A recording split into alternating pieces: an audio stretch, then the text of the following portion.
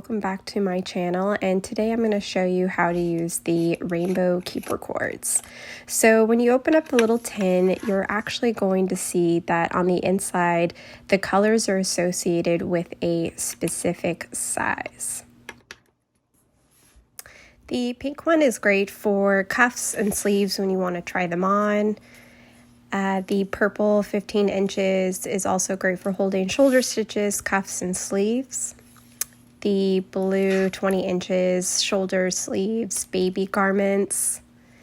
The green one at 30 inches is great for trying on tops and kid knits. The yellow one is 40 inches, and this one is probably the one I use the most for trying on tops and dresses. The orange one is 50 inches, again, great for tops and dresses if you need a little bit more room. And the red one at 60 inches is great for trying on oversized sweaters, holding your stitches for a blanket, and any larger projects. So I'm going to show you first how to place these stitches onto one of these cords. I'm going to use the purple one for this example. And this one at 15 inches, this is going to be a perfect size. I'll be able to tie it. So putting the silicone cord, it is hollow, so you're going to place your needle inside. And I like to pinch it and push it at the same time. You want it to be able to grip, and I always like to test it too, just in case. So you want to pull on it slightly to make sure that it's on there pretty good. I like to scrunch up all of my stitches kind of towards the end, and then this makes it a little bit easier to slide it on. So taking it off, you don't want to pull it. You want to actually push up and pull at the same time. I have snapped silicone cords before just by pulling on it, so you want to make sure you don't do that. And then you can go ahead and tie a knot. The knot is pretty easy to take off, and now we have our shoulder stitches on the cord.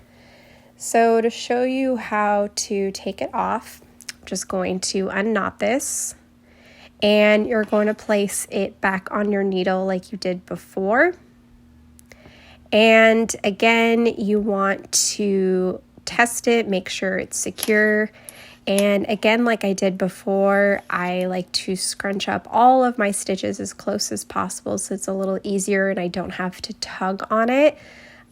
This will prevent the cord from snapping off the needle if you're tugging on it too much. So again, scrunching up those stitches.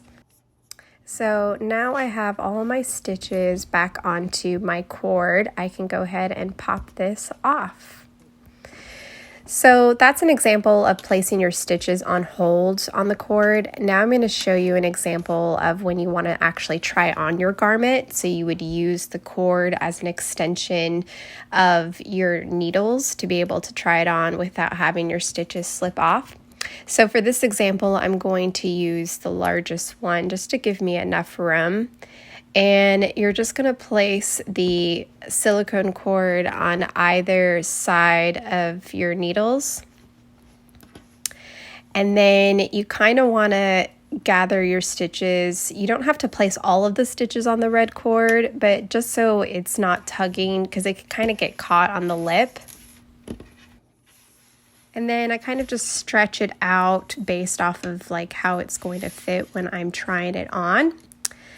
And now you're ready to try on the garment, and it's going to give you enough room. You don't have to worry about your stitches falling off your needles, and you are good to go. And then to place it back on your needles, you just have to slide over the stitches, remove one side, and then just repeat for the other side.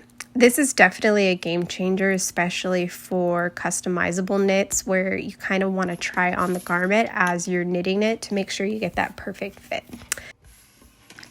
I'm going to show you a little trick on how to put all of your cords back into the tin. So I like to take the ends from all of the silicone cords. You might not have all of them. You might be using some on some other projects, but you can do this with all of them or just a few of them. And once you have all the ends together, you're going to wrap them around your fingers to kind of tighten them up. So I making sure I have all my cords. So now I'm going to wrap it around 2 of my fingers. And I'm going to want to do this tightly. Don't worry about the ends sticking out. Those will pop back into the tin pretty easily. And then you just place it into the tin. And I like to tuck in those ends in the middle. And because it's grippy, it stays in there pretty good. And then you just put the top back on. And then you're good to go. And this tin makes it really portable. Thanks for watching.